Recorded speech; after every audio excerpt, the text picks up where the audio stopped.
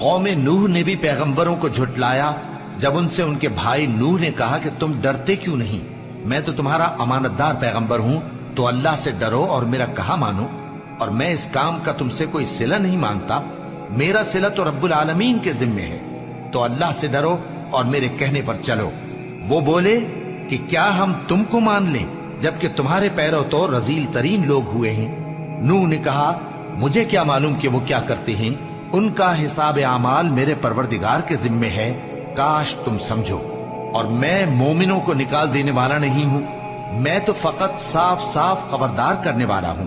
उन्होंने कहा कि नूह, अगर तुम बाज ना आओगे तो संसार कर दिए जाओगे।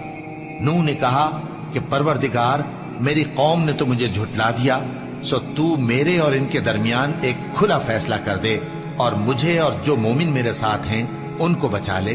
बस हमने उनको और जो उनके साथ भरी हुई कश्ती में सवार थे उनको बचा लिया, फिर उसके बाद हमने बाकी लोगों को डुबो दिया। बेशक इसमें निशानी है और उनमें अक्सर ईमान लाने वाले नहीं थे, और तुम्हारा परवरदिगार तो गालिब है, मेहरबान है।